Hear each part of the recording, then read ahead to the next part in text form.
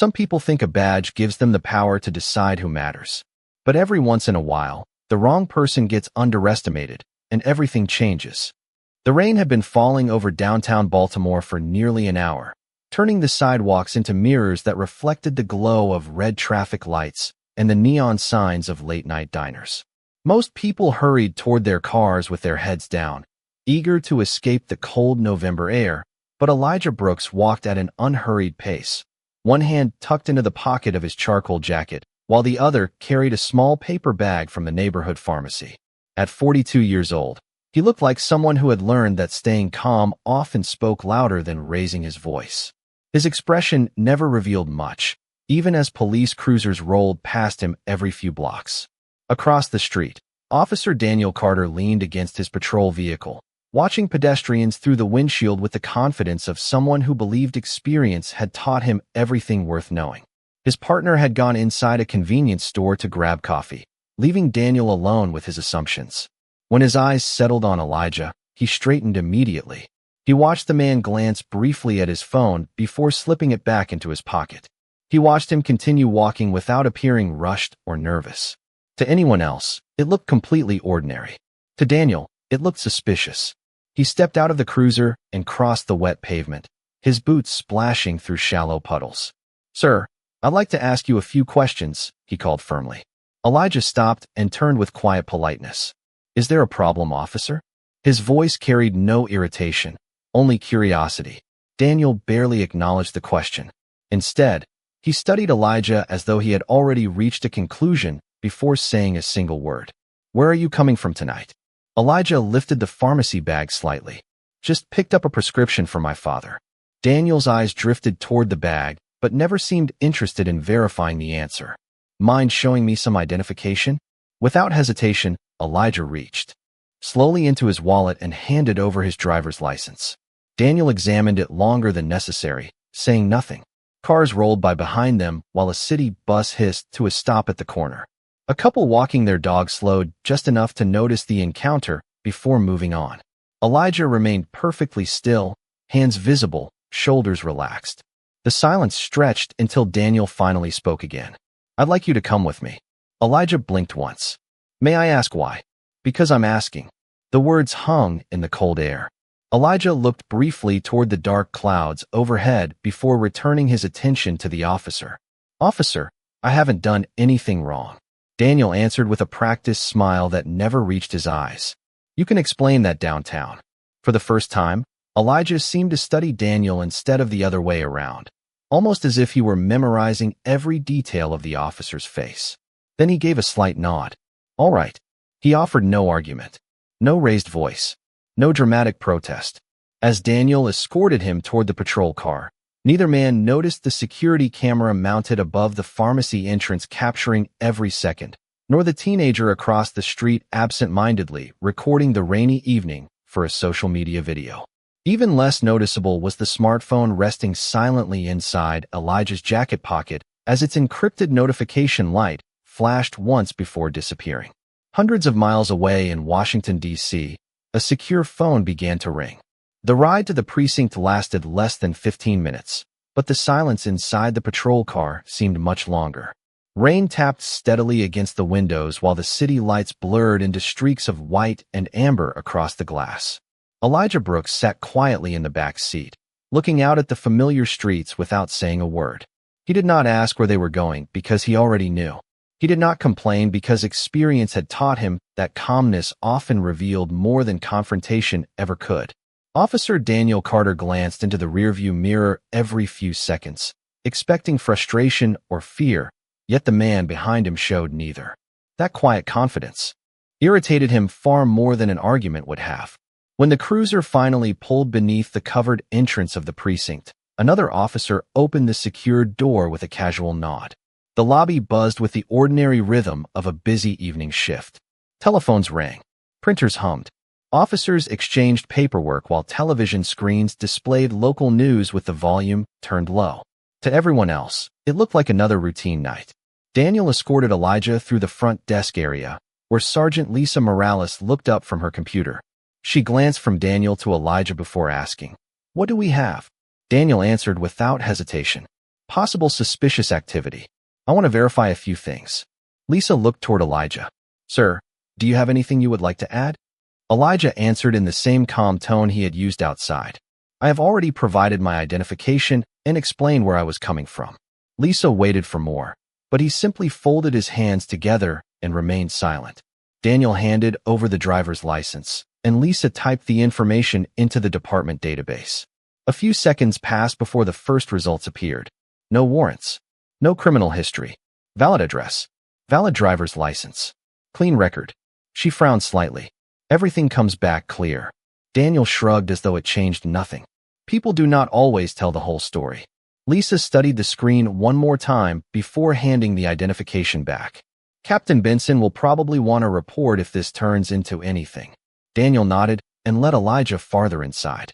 They entered a small interview room with pale gray walls, a square table, and a camera mounted high in the corner. Elijah noticed the blinking recording light immediately. His eyes lingered on it for only a moment before he sat down. Daniel remained standing. You seem unusually comfortable. Elijah looked up.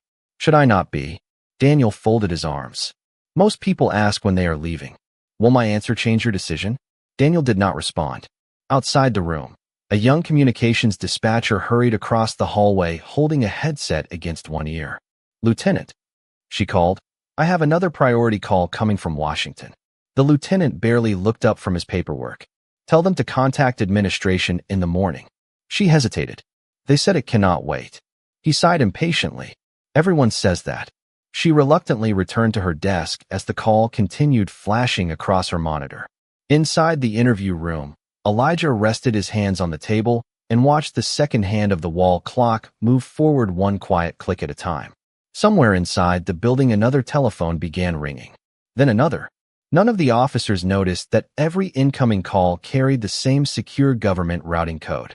None of them realized that somewhere beyond the rain-covered streets, 3 black sport utility vehicles had just exited the interstate and were heading directly toward the precinct without lights, without sirens, and without any intention of turning around. The interview room remained almost perfectly quiet except for the steady ticking of the clock and the distant murmur of conversations beyond the closed door. Every passing minute seemed to make the atmosphere heavier, but Elijah Brooks never appeared uncomfortable. He rested both hands on the table, occasionally glancing toward the small camera mounted in the corner before returning his attention to Officer Daniel Carter. Daniel noticed every movement and interpreted each one through the lens of his own assumptions.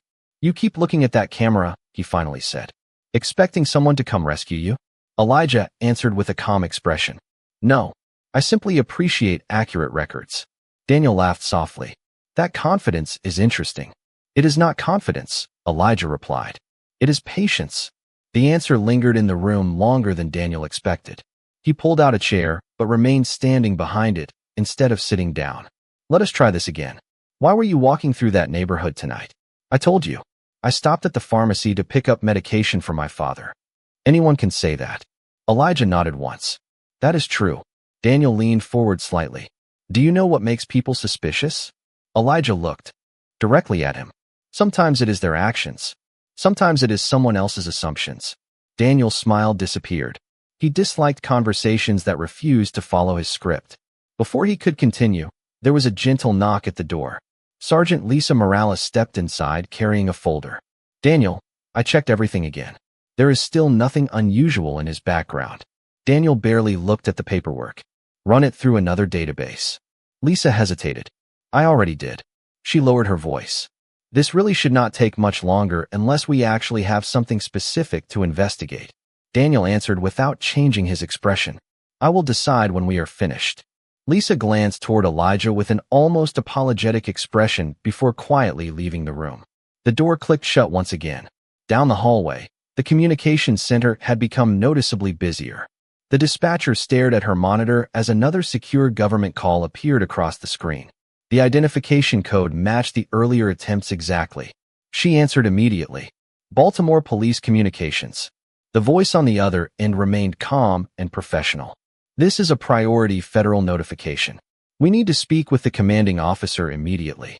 The dispatcher looked toward the lieutenant, who was already juggling multiple conversations. Sir, she called again. Washington is requesting immediate contact. Without looking up, he waved one hand dismissively. Tell them to hold. She returned to the line with visible uncertainty. Please remain available. The caller answered without emotion. We have been available. Time is becoming important. Several miles away, 3 identical black sport utility vehicles moved steadily through the rain without attracting attention. They obeyed every traffic signal and stayed within the speed limit, blending naturally into the evening flow of traffic. Their headlights reflected across the wet pavement as they approached the city center. Inside the lead vehicle, no one spoke. A secure tablet displayed a map with one destination highlighted in blue. Back inside the precinct, Daniel placed both palms on the table. You have been very quiet since we arrived. Elijah met his eyes without hesitation. You have not asked many questions that required new answers. Daniel frowned. Most people would be anxious by now. Elijah gave the slightest smile. Most people do not know the difference between waiting and worrying. At that exact moment, every computer screen at the front desk briefly displayed a secure incoming notification before automatically locking behind an authorization request that no one inside the precinct recognized. The unusual notification vanished from every screen almost as quickly as it had appeared, leaving confused officers staring at frozen login prompts they had never seen before. One patrol officer tapped his keyboard twice before muttering that the network must be acting up again. Another joked that the information technology department probably scheduled another update without warning anyone. Within seconds, the ordinary conversations resumed, and the brief interruption was dismissed as nothing more than another technical inconvenience. Only the young dispatcher remained uneasy. She had now counted 6 secure calls from Washington within the past 20 minutes, all carrying the same priority classification. She picked up the phone once again. Before she could finish introducing herself, the calm voice on the other end spoke first. Has your commanding officer been informed? She swallowed nervously. I have tried several times. Try again. There was no frustration in the reply, only certainty. Every minute matters. She placed the receiver down gently and walked directly toward Captain Howard Benson's office. The captain was reviewing paperwork while speaking with another supervisor about staffing for the weekend. The dispatcher waited respectfully until there was a pause. Captain, I am sorry to interrupt, but Washington keeps calling. They say it is an urgent federal matter. Benson looked up briefly. Did they explain what it concerns? No, sir. They only requested immediate contact. Benson glanced at the stack of reports covering his desk before letting out a tired breath. Tell them I will return the call as soon as I finish here. Yes, sir. She nodded and quietly stepped away, although something told her that answer would not satisfy whoever was waiting on the other end of the line. Down the hallway, Daniel Carter remained convinced he was in complete control of the evening. He walked slowly around the interview room while Elijah Brooks continued sitting with remarkable patience. You have not asked for a lawyer, Daniel observed. Elijah answered without hesitation. I have not needed one. Most people in your situation would disagree. Elijah looked toward the blinking camera before returning his attention to Daniel. Most people assume every problem requires an argument. Sometimes the truth simply requires time. Daniel folded his arms. You talk like someone who knows exactly what is coming.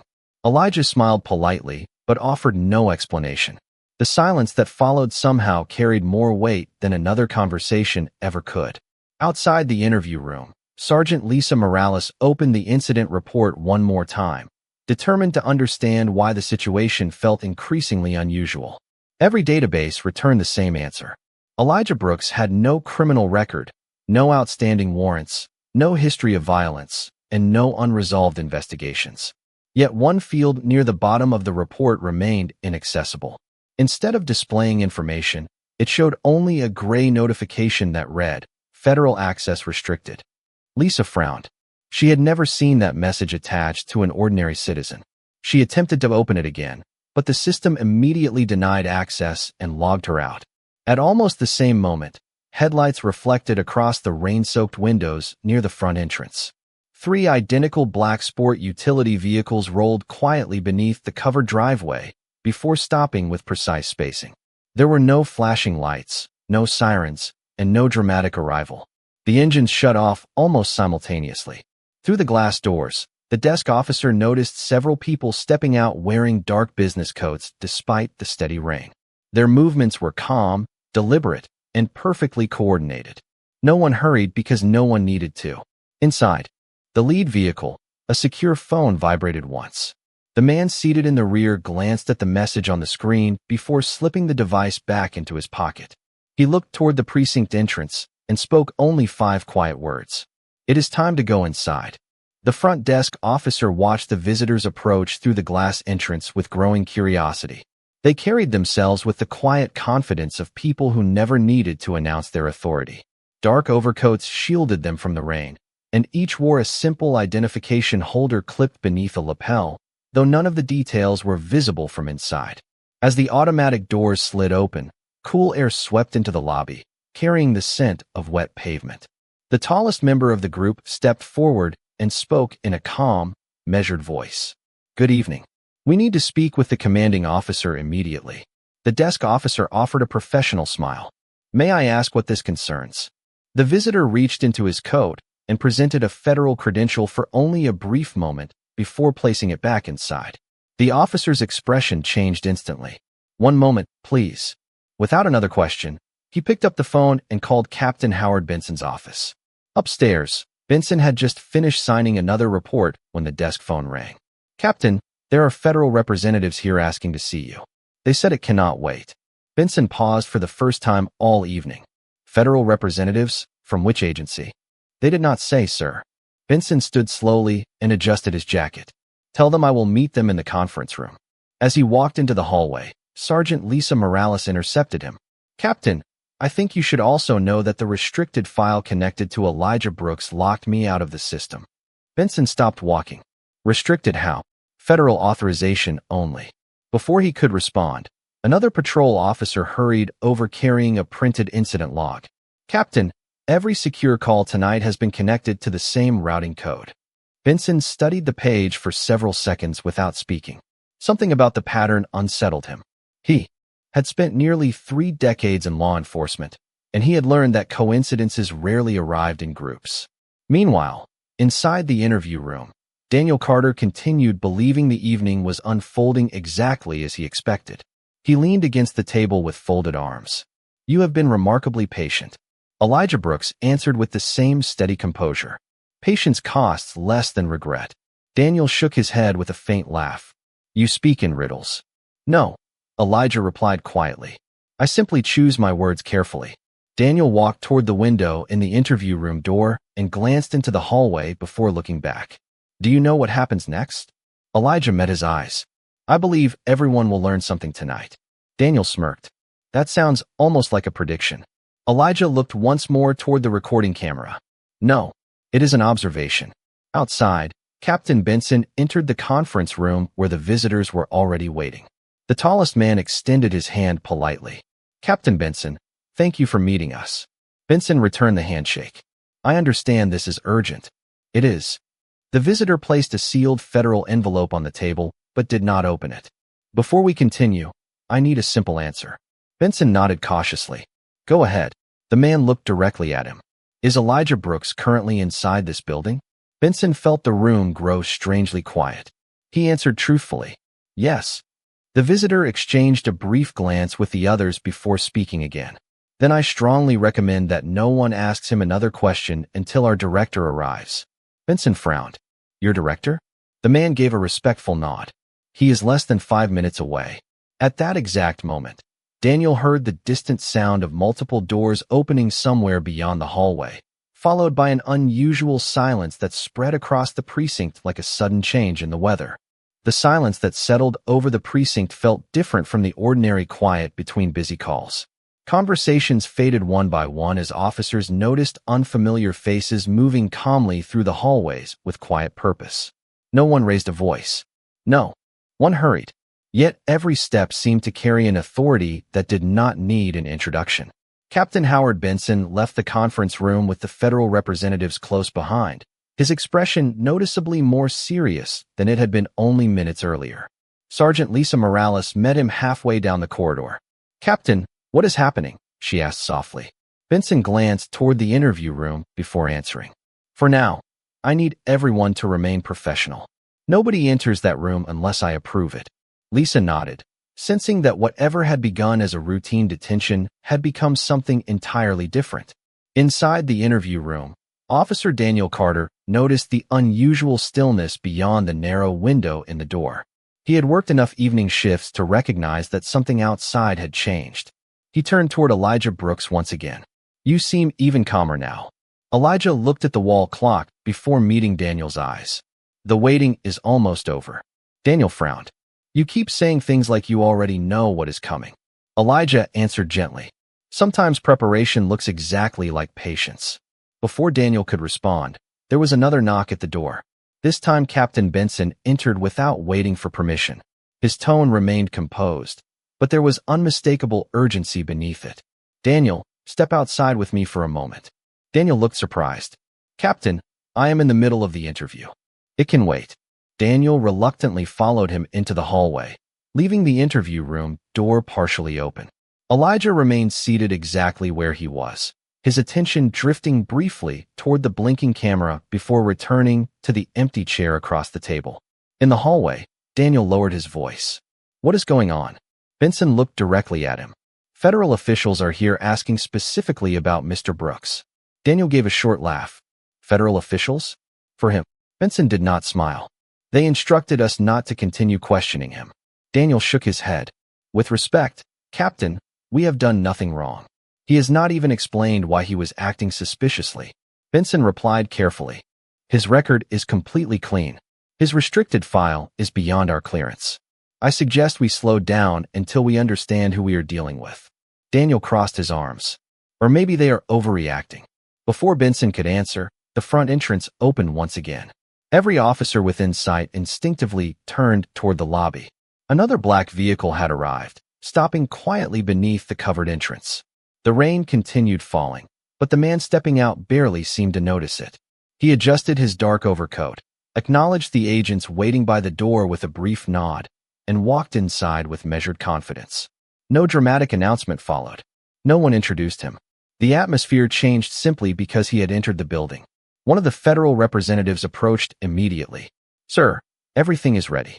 The newcomer replied in a calm voice that carried effortlessly through the suddenly silent lobby. "Thank you." Captain Benson watched from the hallway as the visitor removed a pair of leather gloves and handed them to an aide before looking around the precinct with composed focus. His eyes settled for only a second on the interview room door. Then he asked one quiet question that instantly captured everyone's attention. "Which room is Elijah Brooks waiting in?" The federal representatives immediately stepped aside, and without another word, they followed him toward the hallway while every officer standing nearby instinctively moved out of the way. Every conversation inside the precinct came to a complete stop as the distinguished visitor walked steadily down the hallway. His pace was unhurried, yet every federal agent instinctively adjusted their position around him with quiet precision. Captain Howard Benson stepped forward first. "Good evening, sir." The man acknowledged him with a courteous nod. "Captain Benson." His calm voice carried the confidence of someone accustomed to making difficult decisions without raising it. Officer Daniel Carter watched from several feet away, still unable to understand why everyone suddenly seemed so cautious.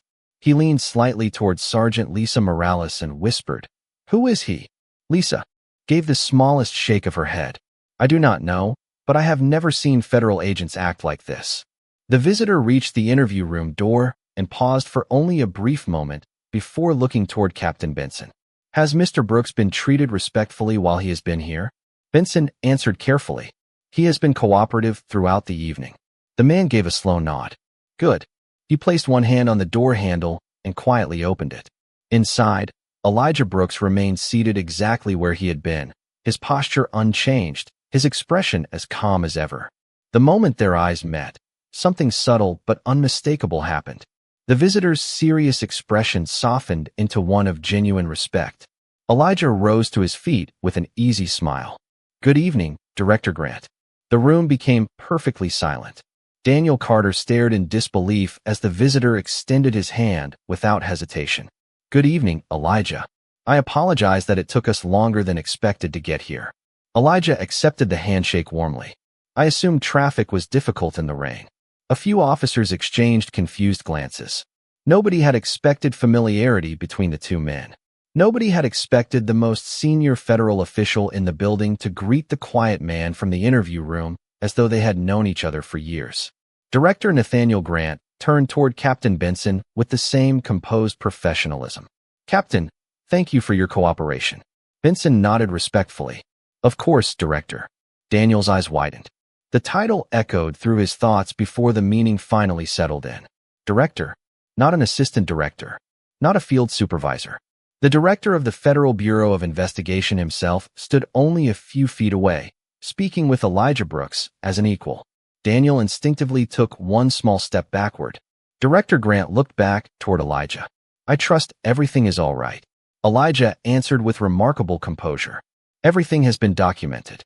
He briefly glanced toward the recording camera mounted high in the corner of the room. Director Grant followed his gaze and nodded once. "Excellent." Without another word, one of the federal agents quietly handed the director a secure tablet. He reviewed the screen for only a few seconds before looking toward Captain Benson again. "I would appreciate access to every recording associated with this evening, including body camera footage, security cameras, dispatch communications, and interview room recordings." Benson answered immediately. "You will have full access." Daniel finally found his voice. "Sir, may I ask what this is about?" Director Grant turned toward him with calm professionalism rather than anger. "You may." Daniel hesitated before speaking. "Who exactly is Elijah Brooks?" A faint smile crossed Elijah's face, but he remained silent. Director Grant answered instead. "Mr. Brooks has been assisting a federally authorized oversight initiative involving professional standards, procedural compliance, and public trust across multiple jurisdictions." The words landed with astonishing weight. Daniel suddenly realized that the quiet man he had underestimated all evening had never appeared nervous because he had never truly been alone. For several long seconds, no one inside the interview room spoke. The only sound came from the quiet hum of the ventilation system and the steady rain tapping against the windows outside. Officer Daniel Carter felt as though the room itself had become smaller.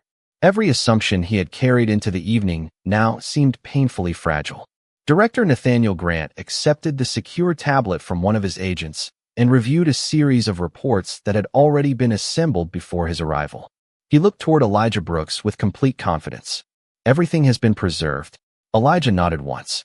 "Every interaction from the initial stop until this moment." Director Grant turned toward Captain Howard Benson. "Captain, I appreciate your cooperation from this point forward. We are requesting immediate access to all digital evidence associated with tonight, including patrol vehicle recordings, body camera footage, dispatch logs, lobby security cameras, hallway recordings, and the interview room archive." Benson answered without hesitation. "You will have everything you need." Within moments, the atmosphere inside the precinct shifted from uncertainty to careful professionalism. Information technology personnel were asked to secure the recording servers. Evidence technicians quietly began preserving digital files to prevent accidental deletion. Every officer understood that routine procedures had become part of a formal federal review. Sergeant Lisa Morales watched the process unfold with mixed emotions. She remembered the restricted federal notice she had encountered earlier and finally understood why the system had refused her access. None of this had been random. None of it had been an ordinary technical malfunction. Daniel remained standing near the doorway, searching for an explanation that would restore the certainty he had lost. "Director," he finally asked, "was this investigation about me?" Nathaniel Grant answered without hostility. "This review is about professional conduct, public trust, and whether procedures are applied fairly and consistently. Individual actions become part of that review because individual choices shape public confidence." Daniel lowered his eyes for a brief moment. The answer carried no accusation, yet it felt heavier than one. Elijah quietly gathered the small pharmacy bag that had remained on the table throughout the evening. Director Grant noticed it immediately. "Your father is still waiting for his medication, is he not?" Elijah smiled gently. "He probably thinks I stopped for coffee on the way home." Even in that tense moment, a few people could not help sharing a faint smile. The simple remark reminded everyone that behind reports, investigations, and official titles stood ordinary families waiting for loved ones to return home. Federal specialists continued documenting the chain of custody for every recording device involved in the incident. An agent politely requested Officer Carter's body camera for evidence preservation, explaining that the footage would be copied according to standard procedure before being returned if appropriate. The request was handled respectfully, without raised voices or public embarrassment. Captain Benson watched carefully, recognizing that professionalism demanded cooperation from every level of the department. Director Grant addressed the assembled officers with calm clarity. Accountability is not intended to diminish the work of honorable law enforcement officers. It exists to strengthen public confidence by ensuring that every person receives equal treatment under the law. His words settled over the room with quiet authority.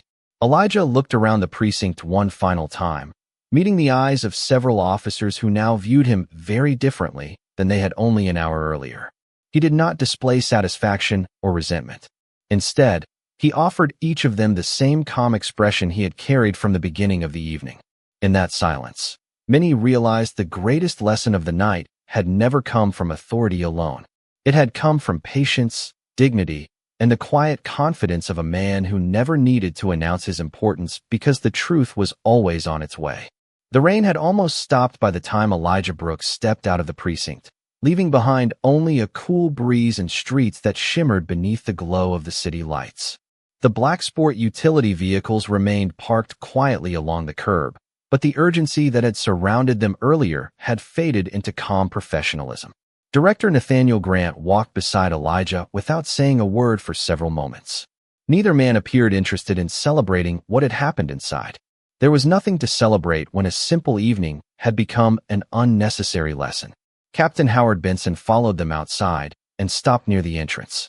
"Mr. Brooks," he said sincerely, "I appreciate the dignity you showed throughout this entire situation." Elijah turned and offered a respectful nod. "Captain, I appreciate that you chose cooperation once you understood the circumstances. That decision matters more than most people realize." Benson accepted the words thoughtfully. Behind the lobby windows, several officers quietly watched the conversation before returning to their responsibilities. The precinct had not stopped functioning, but something inside it had changed. Procedures would continue. Reports would still be written. Patrol cars would still answer calls throughout the city. Yet many of the people inside would carry this evening with them for years. Officer Daniel Carter finally stepped outside as well. His confident posture from earlier had disappeared, replaced by quiet reflection. He walked toward Elijah and stopped several feet away. For a moment, neither man spoke. Then Daniel broke the silence. "Mr. Brooks, I made assumptions before I knew anything about you. I cannot change what happened tonight, but I can acknowledge that." Elijah looked at him with the same steady expression he had shown from the very beginning. Every person has a choice after making a mistake. Some protect their pride. Others improve their character. Daniel lowered his head slightly. "I intend to choose the second." Elijah extended his hand. After a brief hesitation, Daniel accepted it. There was no applause, no dramatic speech, and no audience waiting for a perfect ending. There was only a quiet handshake beneath a clearing sky, reminding everyone present that accountability and respect could exist together. Director Grant glanced toward the eastern horizon where the first hint of dawn was beginning to soften the darkness. "Public trust is built one encounter at a time," he said. "Every badge represents far more than authority. It represents responsibility." Captain Benson nodded in agreement. "That responsibility begins with treating every person fairly." Elijah smiled gently before looking toward the paper pharmacy bag still resting in his hand. "I should get this to my father before he starts wondering where I disappeared to." Director Grant laughed softly. "I believe he has waited long enough." The two men walked toward the waiting vehicle while the federal agents quietly followed. No sirens sounded as they departed. No convoy rushed away through the streets. They simply blended into the early morning traffic like any other travelers heading home after a long night. Daniel remained standing near the entrance long after the vehicles disappeared from view. For the first time in many years, he understood that real authority was never measured by how much power someone held over another person. It was measured by the discipline to exercise that power with fairness, humility, and respect. Inside the precinct, The recording cameras continued preserving silent evidence of an ordinary evening that became an extraordinary reminder. Some people wear a badge. Some carry a title. But neither can replace integrity. In the end, the truth did not arrive with flashing lights or raised voices. It arrived quietly, asked everyone to look a little closer, and left behind a lesson that would outlast every report written that night. Because the strongest form of justice is not proving that someone is important. It is remembering that every person deserves dignity long before anyone learns who they are.